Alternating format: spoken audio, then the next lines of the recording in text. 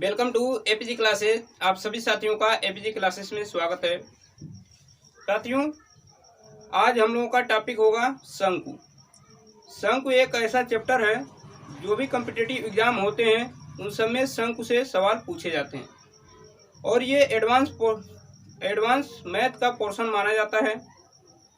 बहुत सारे लोग ऐसे होते हैं जिनको एडवांस मैथ्स में दिक्कतें होती हैं, तो इन सभी दिक्कतों को हम इस वीडियो में दूर करेंगे और एकदम बेसिक कंसेप्ट के साथ शंकु के बारे में जानेंगे। शंकु क्या होता है, शंकु से कैसे कॉम्पिटिटिव एग्जाम में क्वेश्चन पूछे जाते हैं, उसको भी हम इस वीडियो में दिखाएंगे और ये भी दिखाएंगे कि उन क्वेश्चनों को कैसे सोल्व किया जा सकता है ताकि हमारा जो एग्ज़ाम हो उसमें हम आसानी से क्वालिफाई कर सकें और मैथ एकदम हमारे लिए ईजी बन जाए। तो उन सब के लिए हमें क्या करना पड़ेगा, सबसे पहले हमें बेसिक कंसेप्ट को समझना पड़ेगा और बेसिक कंसेप्ट क्लियर होने के बाद ही हम क्या करेंगे, सवालों को देखेंगे ताकि हम सवालों पर अपनी पकड़ बना सकें और आसानी से उनको सॉल्व कर सकें।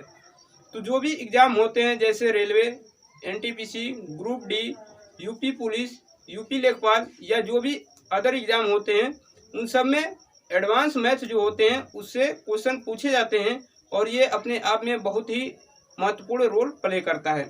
तो इन सभी के हम अच्छी तरीके से पढ़ेंगे और आज देखेंगे कि जो हमारा टॉपिक शंकु है उस पर कैसे क्वेश्चन पूछे जाते हैं, उसके तरीके क्या हैं, उसको कैसे सोल्व किया जाएगा, इन सब पर आज हम चर्चा करने वाले हैं। तो चलते हैं टॉपिक की तरफ और देखेंगे टॉपिक क्या है हमारा। आज का टॉपिक है हमारा शंकु, जिसको इंग्लिश में कोन कहते हैं। शंकु होता क्या है, देखिए ये आपका एक शंकु है। जैसे आप जोकर की टोपी देखते होंगे या फिर ये फिगर जो दिखाया गया है ये शंकु का एक फिगर है, ठीक है।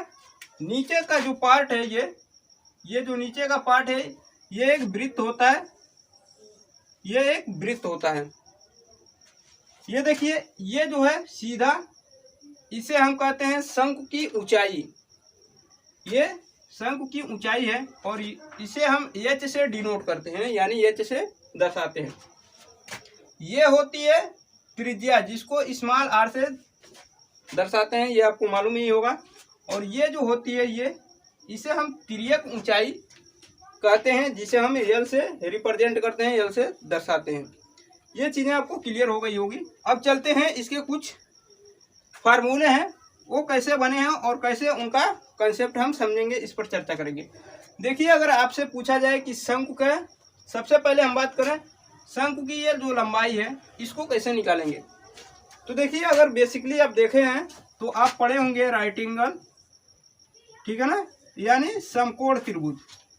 अगर इस पोर्शन को देखा जाए तो ये एक समकोण त्रिभुज है और आप समकोण त्रिभुज में जानते हैं कि ये कर्ण होता है, ये लंब होता है और ये आपका क्या हो जाता है, आधार होता है, ठीक है ना।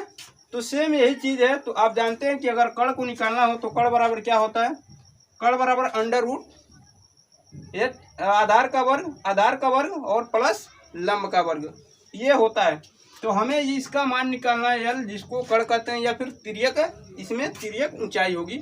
तो एल बराबर क्या हो जाएगा आपका, under root H square plus R square, यानी कर्ण बराबर क्या होता है, कर्ण में लंब का वर्ग प्लस आधार का वर्ग। ये इसका था कर्ण निकालने के लिए, क्योंकि हमारे फार्मूले में जो भी शंकु का जो फार्मूला होगा उसमें यल की बहुत ही ज़रूरत पड़ेगी। तो इसलिए सबसे पहले हमने सोचा कि यल को ही बताया जाए कि यल क्या है। यल क्या है, एक कर्ण है। अगर इस तरह एक त्रिभुज जो बन रहा है इसमें यल क्या है, कर्ण है और कर्ण बराबर क्या होता है, अंडर रूट, यानी कर्ण में लंब का वर्ग प्लस आधार का वर्ग। आगे बढ़ते हैं, आगे देखेंगे। अब देखिए, अगर आपको शंकु का वक्रपृष्ठ निकालना हो तो शंकु के वक्रपृष्ठ का मतलब होता है ऊपर का जो पृष्ठ होता है, ये ऊपर का। तो शंकु का वक्रपृष्ठ क्या होता है, शंकु का वक्रपृष्ठ, शंकु का वक्रपृष्ठ होता है, देखिए हमने बताया कि वक्रपृष्ठ का मतलब ऊपर का जो पृष्ठ होता है। जैसे किसी भी चीज के ऊपर का जो पार्ट होता है उसे हम कहते हैं वक्रपृष्ठ, और वक्रपृष्ठ होता है क्या आपका, पाई आर एल, ठीक है ना। शंकु का वक्रपृष्ठ क्या होता है, पाई आर एल होता है।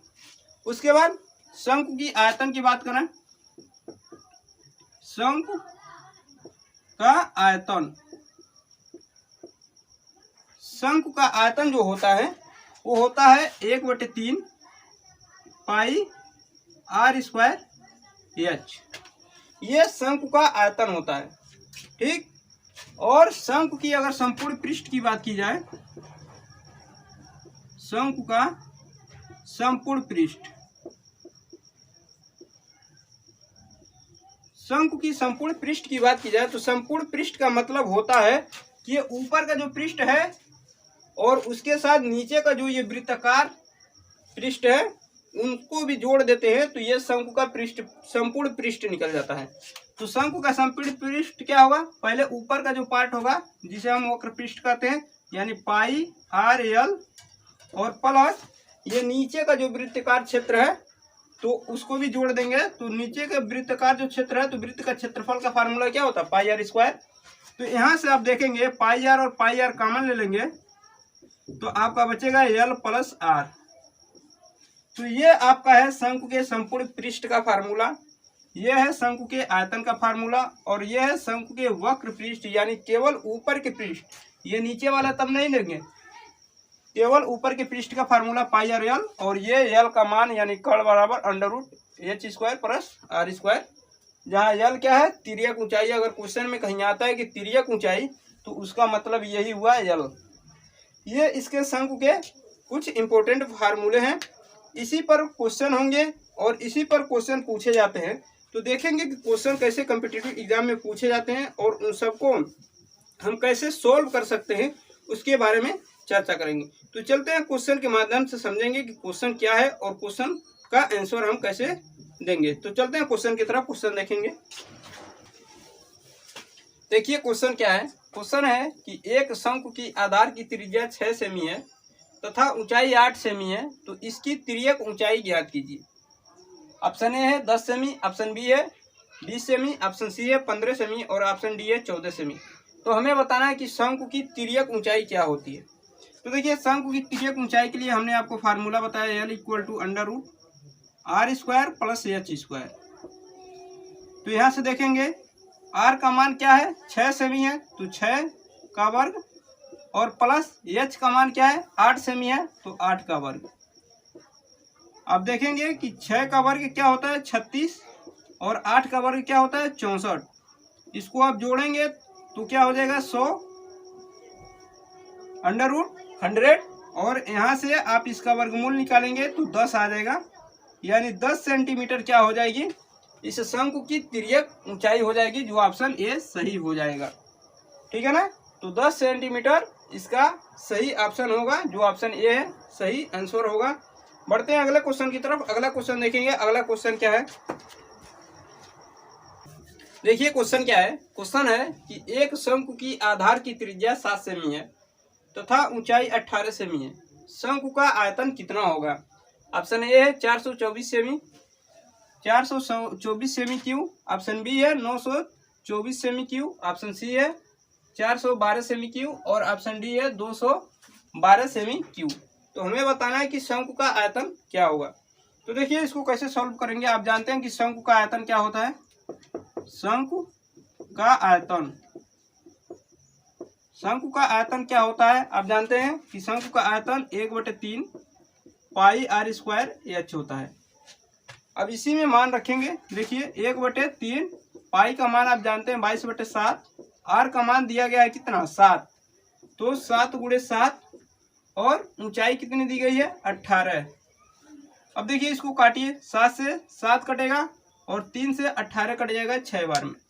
आप गुणा कर लीजिए। देखिए 7 दूनी 14 को 4, 7 दूनी 14 और 1 हासिल 15 गुणे 6, 6 से गुणा करेंगे तो 6 चौको 24 को 4 हासिल 2 और 6 × 30 और 2 32, 6 कम 6 और 3 9, तो 924 सेमी क्यूब जो होगा वो आपका आंसर हो जाएगा, जो ऑप्शन बी सही है।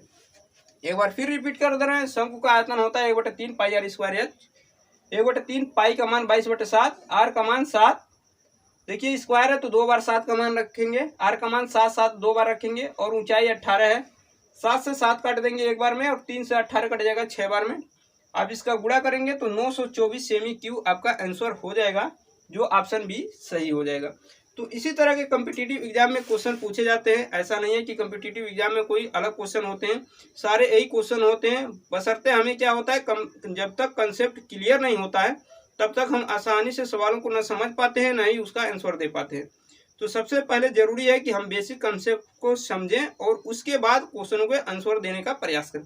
बढ़ते हैं अगले क्वेश्चन की तरफ। अगला क्वेश्चन देखेंगे। अगला क्वेश्चन क्या है,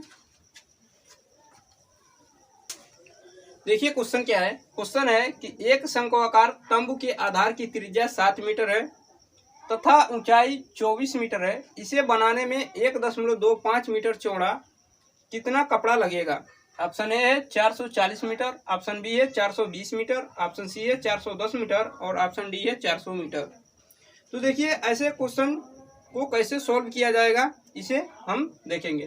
तो देखिए सबसे पहले हमसे क्या पूछा गया है, इसमें इसे बनाने में कितना मीटर चौड़ा कपड़ा लगेगा। आप जानते हैं कि शंकु जो होता है, शंकु को जब बनाया जाता है, आप देखे होंगे कि जो भी शंकु बनते हैं उसमें क्या होता है, ऊपर ही केवल ऊपर ऐसे शंकु होता है तो केवल ये ऊपर कपड़ा लगाया जाता है ऊपर, और नीचे आपका क्या होता है, जमीन होती है। तो शंकु बनाने के लिए हम केवल ऊपर कपड़ा लगाते हैं। तो ऊपर कपड़ा लगा रहे हैं यानी उसके वक्र पृष्ठ को ढक रहे हैं। तो सबसे पहले हमें यहाँ क्या करना पड़ेगा, शंकु के वक्र पृष्ठ निकालना पड़ेगा, क्योंकि हम ऊपर ही केवल लगाएंगे ना, तो ये क्या होता है, वक्र पृष्ठ होता है। तो हमें शंकु के सबसे पहले वक्र पृष्ठ निकालना पड़ेगा। वक्र पृष्ठ के लिए आप जानते हैं कि वक्र पृष्ठ का फार्मूला होता है पाई आर एल, यानी हमें पाई का मान तो मिला हुआ है, आर और एल का भी मान चाहिए। तो आप यहाँ देख रहे हैं आर का मान त्रिज्या दिया हुआ है 7 मीटर और यहाँ पर ऊंचाई दी हुई है 24 मीटर, लेकिन हमें एल का मान नहीं दिया हुआ है। तो सबसे पहले हम एल का मान निकालेंगे। तो एल इक्वल टू क्या होता है, आप जानते हैं √h² प्लस r²। यहाँ देखेंगे आप एच का मान दिया हुआ है 24 और आर का मान दिया हुआ है 7। इसका आप स्क्वायर करेंगे तो देखिए 24 का वर्ग होगा तो 576 होता है और 7 का वर्ग होगा तो 49 होता है। आप इसको जब जोड़ेंगे तो देखिए आपका आ जाएगा 9 6 15 को 5, 7 4 11 हासिल 12, 5 और 1 6, 625 आ रहा है। जब आप इसका वर्गमूल निकालेंगे तो 25 आ जाएगा, यानी यल का जो मान है वो 25 मीटर आ गया। अब हम क्या करेंगे, शंकु के वक्रपृष्ठ का क्षेत्रफल निकालेंगे। तो देखिए शंकु का वक्रपृष्ठ का क्षेत्रफल कैसे निकालेंगे, यहाँ पर देखिए शंकु का वक्रपृष्ठ का क्षेत्रफल आप जानते हैं, शंकु का वक्रपृष्ठ आप जानते हैं शंकु का वक्रपृष्ठ होता है पाई आर एल। यहाँ पर आप जानते हैं पाई का मान 22/7 होता है, आर का मान दिया गया है 7 और एल का मान आप निकाले हैं 25।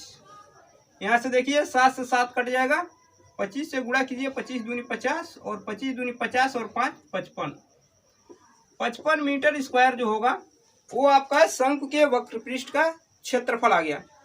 अब जो शंकु के वक्रपृष्ठ का क्षेत्रफल होता है उसी पर कपड़ा लगता है, तो उस पर कितना कपड़ा लगेगा, और कपड़े की चौड़ाई दी गई है 1.25 मीटर चौड़ा है। तो हमें इसी पार्ट को ढकना है, तो इसको ढकने के लिए कितना कपड़ा लगेगा, तो आवश्यक कपड़ा क्या होगा, आवश्यक कपड़ा क्या होगा, टोटल हमें ढकना है कितना, 550 मीटर स्क्वायर एरिया को। तो 550 बटे किससे ढकना है, 1.25 मीटर चौड़े कपड़े से ढकना है। तो इससे हम क्या करेंगे, भाग करेंगे, ठीक है ना। अब देखिए 1.25 मीटर से आप क्या करेंगे, इसमें भाग करेंगे। देखिए हम यहाँ से दशमलव अगर हटा रहे हैं तो ऊपर 2 जीरो बढ़ जाएगा, ठीक है ना। अब इसे आप अगर काट रहे हैं तो देखिए काटिए इसको, 25 से अगर काटे तो 25 5 125 होता है, और 25 से ये कटेगा, 25 से दूनी 50, 5 बचा, फिर 50 हुआ, फिर 25 दूनी 50 और ये डबल जीरो यहाँ बढ़ जाएंगे, ये कट गए। अब 5 से इसको काटिए, 5 1 5 और 5 से ये कट जाएगा, 5 को 20, फिर 20 हुआ, फिर 5 को 20 और ये जीरो बढ़ा देंगे, यानी आपका आंसर क्या आ जाएगा, 440 मीटर। 440 मीटर कपड़े की क्या होगी, आवश्यकता होगी, जो ऑप्शन ए सही आंसर हो जाएगा। देखिए इस बार एक बार फिर इस क्वेश्चन को रिपीट कर दे रहे हैं।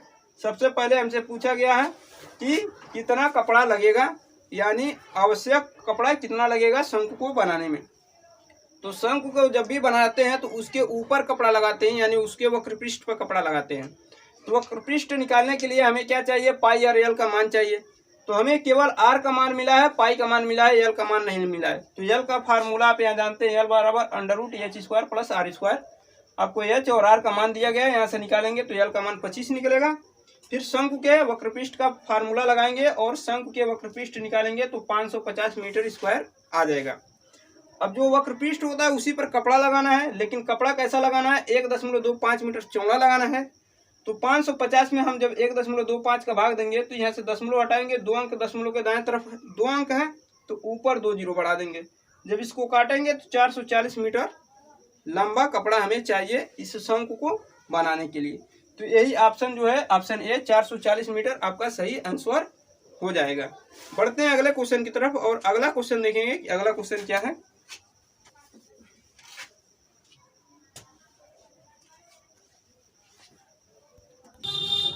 देखिए क्वेश्चन क्या है। क्वेश्चन है कि दो लंबवृत्तीय शंकु की ऊंचाइयों का अनुपात 1:2 है तथा उनके आधार की त्रिज्या, उनकी आधार की परिमिति का अनुपात 3:4 है। इनके आयतनों के अनुपात ज्ञात कीजिए। ऑप्शन ए है 32:9, ऑप्शन बी है 9:32, ऑप्शन सी है 3:16 और ऑप्शन डी है 16:3। तो देखिए इसको कैसे सोल्व करेंगे।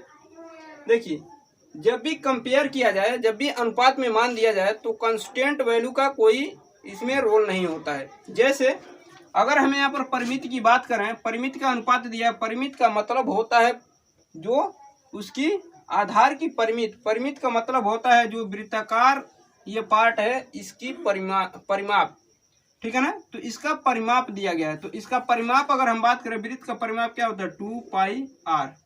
अब देखिए दो शंकु है उनका कंपेयर किया जा रहा है। तो एक का मान हम मान लेंगे r जो होगा वो r1 होगा और दूसरे का क्या होगा 2πr2 हो जाएगा। अब देखेंगे कि यहाँ से 2π और 2π कट जाएगा, केवल बचेगा क्या r1 और r2। और इसी परिमिति का अनुपात दिया हुआ है 3 और 4, 3/4। तो आप देखेंगे कि यहाँ से r1 और r2 इसमें अनुपात जो मिल रहा है 3:4 मिल रहा है, यानी r1 का मान 3 और r2 का मान 4। यानी इधर जो कांस्टेंट वैल्यू है इनका कोई रोल नहीं है। अब r1 और r2 में हमने क्या बताया, रिलेशन बता दिया। अब क्या बताना है, इनके आयतनों का अनुपात बताना है। तो आयतनों का अनुपात क्या होता है, देखिए 1/3 पाई r1 का स्क्वायर h1। क्योंकि दो शंकु हैं तो एक का त्रिज्या r1 और एक की ऊंचाई h1, दूसरे की त्रिज्या r2 और ऊंचाई h2 हो जाएगी। 1/3 पाई r2 और h2। तो इनका हमें मान बताना है। तो देखिए 1/3 पाई से 1/3 पाई कैंसिल हो जाएगा। यहाँ पर देखिए r1 का मान आप जानते हैं 3, तो 3 का वर्ग क्या होगा 9 और h1 का मान दिया हुआ है कहाँ पर आपका, यहाँ पर ऊंचाइयों का अनुपात 1 और 2 है ना। तो h1 का मान क्या है 1। अब देखिए r2 का मान है यहाँ 4, तो 4 का वर्ग 16 और h2 का मान दिया हुआ है 2, तो 2। अब इसको सोल्व करेंगे तो 9 × 9 और 16 दूनी 32, ये अनुपात आएगा 9:32। तो जो दोनों शंकु होंगे उनके आयतनों का जो अनुपात होगा वो हो जाएगा 9:32, जो ऑप्शन बी सही हो जाएगा, ठीक है ना। तो आप यहाँ पर देख रहे हैं कि जो भी कंपेयर किया जा रहा है उसमें कांस्टेंट वैल्यू जो है 2π, यहाँ पर 1/3π, इनका कोई रोल नहीं है, ठीक है ना। तो अगर डायरेक्ट हम आयतन की कंपेयर करें तो यहाँ से हम कर सकते हैं कि r1 का वर्ग h1 अपन r2 का वर्ग h2, इसका मान रख के हम 9:32 निकाल सकते हैं, जो आपका बी सही हो जाएगा। बढ़ते हैं अगले क्वेश्चन की तरफ। अगला क्वेश्चन देखेंगे। अगला क्वेश्चन क्या है, देखिए क्वेश्चन क्या है। क्वेश्चन है कि दो शंकुओं के आयतनों का अनुपात 1:4 है तथा इनके व्यास का अनुपात 4:5 है। इनकी ऊंचाइयों का अनुपात क्या होगा। ऑप्शन ए है 1:5, ऑप्शन बी है 5:4, ऑप्शन सी है 5:16 और ऑप्शन डी है 25:64। तो हमें बताना है कि इनके आयतनों का अनुपात क्या होगा। तो हमने आपको पहले ही बताया है कि जब भी कंपेयर किया जाता है तो कांस्टेंट वैल्यू का कोई रोल नहीं होता है। तो यहाँ पर दिया गया है इनके आयतनों का अनुपात हमें बताना है। तो आयतनों का अनुपात क्या होता है 1/3 पाई r1 का स्क्वायर h1 का H1 अपान 1/3 पाई R2 का स्क्वायर H2। ठीक है ना। अब इनके आयतनों का अनुपात दिया हुआ है 1/1:4, तो जिसको हम 1/4 लिखेंगे। हमें बताना है ऊंचाइयों का अनुपात। अब देखिए 1/3 से 1/3 कट जाएगा। यहाँ पर दिया गया है आपको व्यास का अनुपात 4:5, लेकिन अगर हम R का मान 4 रख दें और यहाँ पर R2 का मान 5 रख दें तब भी कोई गलती नहीं है। क्यों? क्योंकि हम R का मान जो व्यास दिया हुआ है 4, यहाँ पर हम क्या करेंगे, त्रिज्या निकालेंगे तो 2 का भाग देंगे, तो फिर नीचे भी त्रिज्या निकालेंगे तो 2 का भाग देंगे, तो 2 से 2 कट जाएगा, यहाँ 4 बच जाएगा, यहाँ 5 बच जाएगा। तो इसलिए 2 से भाग देने का यहाँ पर कोई अर्थ नहीं है। तो हम डायरेक्ट यहाँ पर जो व्यास दिया हुआ है उसको R का मान ही रख देंगे। देखिए इसको कैसे सॉल्व करेंगे। R1 का मान यहाँ पर क्या रखेंगे 4, 4 का वर्ग क्या हो जाएगा 16 गुणे H1, और R2 का मान क्या रखेंगे 5, 5 का वर्ग होगा 25 गुणे H2, और यहाँ पर आपका मान दिया हुआ है 1/4। ठीक है, आप यहाँ से सॉल्व करेंगे तो देखेंगे H1 अपान H2 बराबर क्या हो जाएगा। देखिए 25 इधर जाएगा तो क्या हो जाएगा गुणा में हो जाएगा 25 गुणे 1, और 16 इधर में आएगा तो क्या हो जाएगा भाग हो जाएगा 16 गुणे 4। आप इसको सॉल्व करेंगे तो H1 संबंधे H2, इसका मान क्या निकलेगा। देखिए 25 का 1 में गुणा करेंगे 25, और 16 का 4 में गुणा करेंगे 64।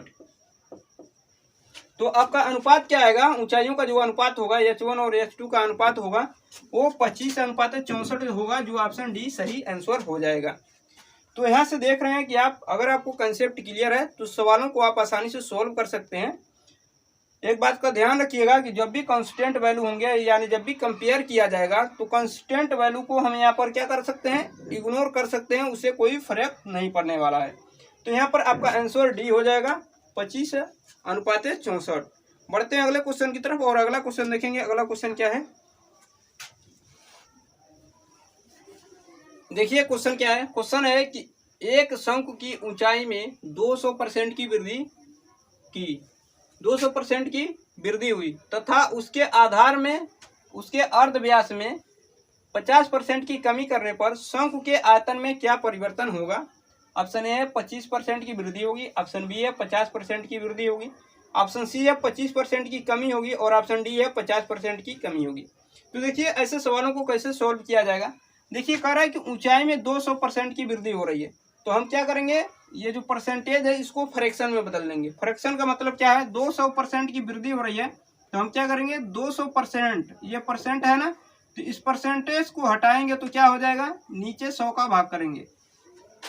अब देखेंगे कि 2 0 से 2 0 कट गया, ऊपर 2 नीचे 1 बचा, यानी पहले उसकी ऊंचाई अगर देखेंगे, पहले ऊंचाई अगर h थी, ठीक है ना, और उसके बाद वृद्धि के बाद H1 हम मान लेंगे, तो पहले ऊंचाई अगर क्या थी उसकी 1 थी, ये पहले ऊंचाई 1 थी तो उसमें 2 की वृद्धि हो जा रही है।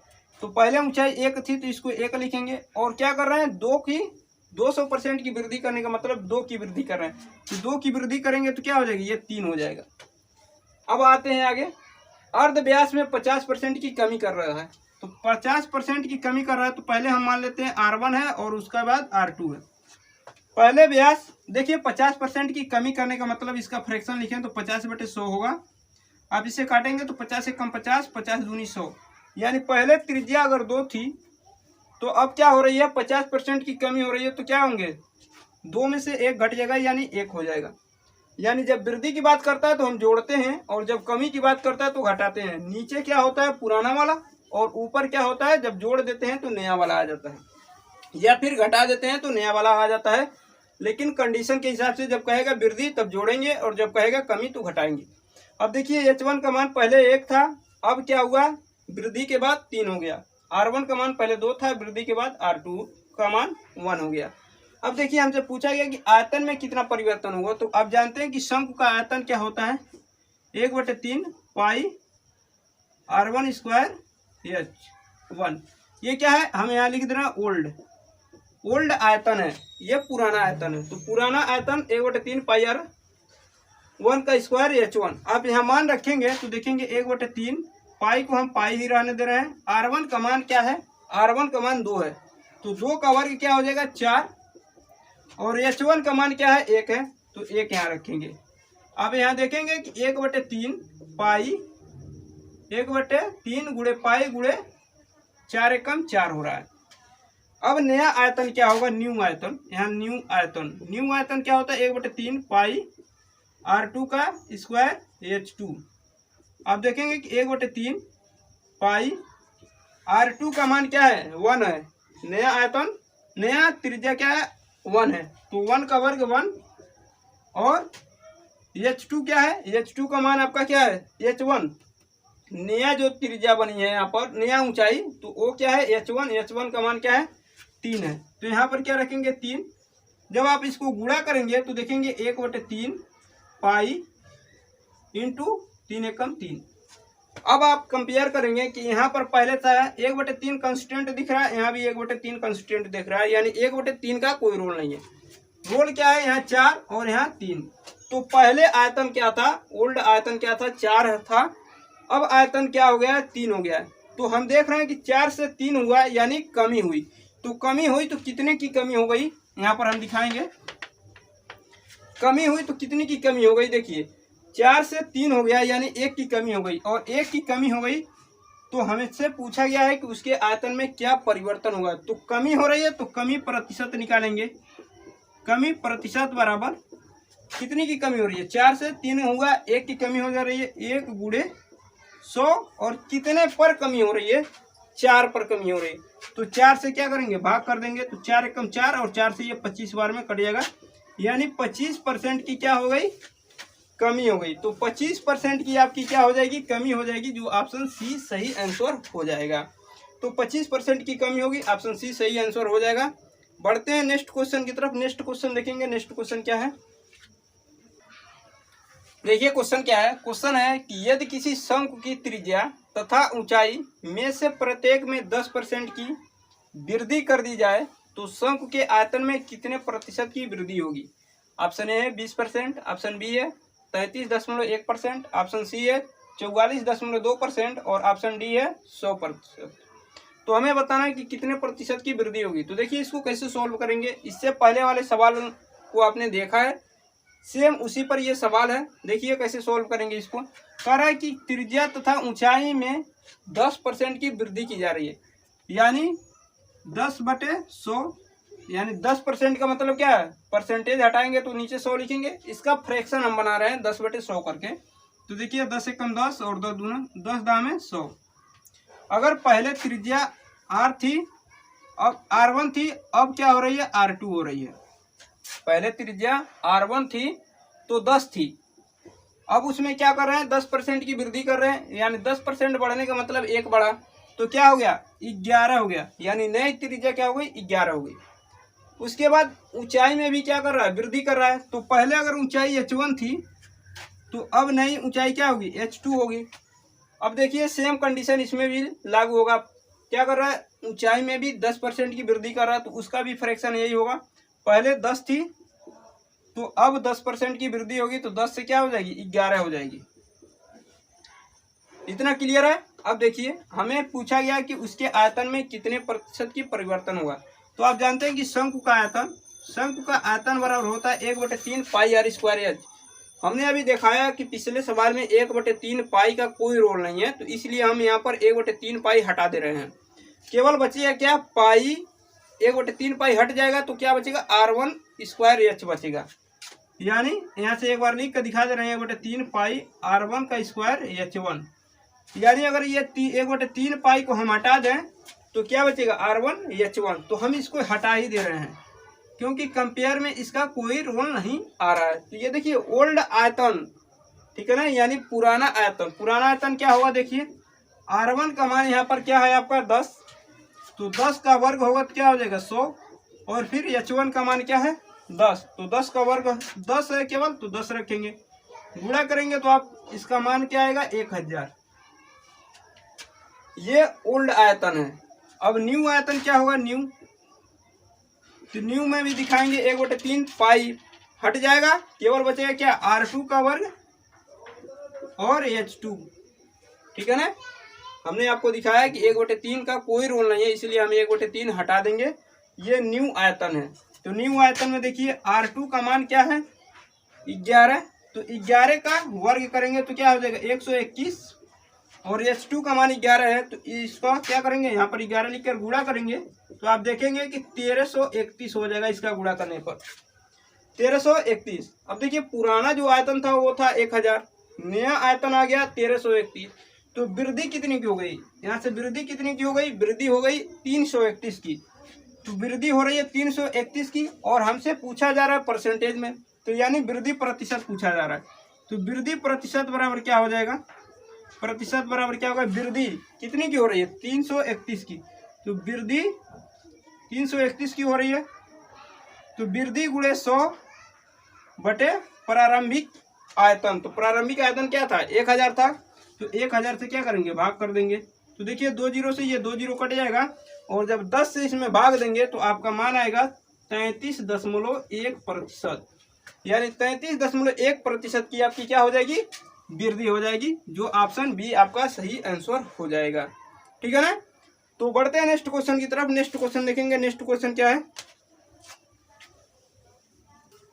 देखिए क्वेश्चन क्या है। क्वेश्चन है कि एक शंकु की आधार की त्रिज्या 8 मीटर तथा ऊंचाई 6 मीटर है।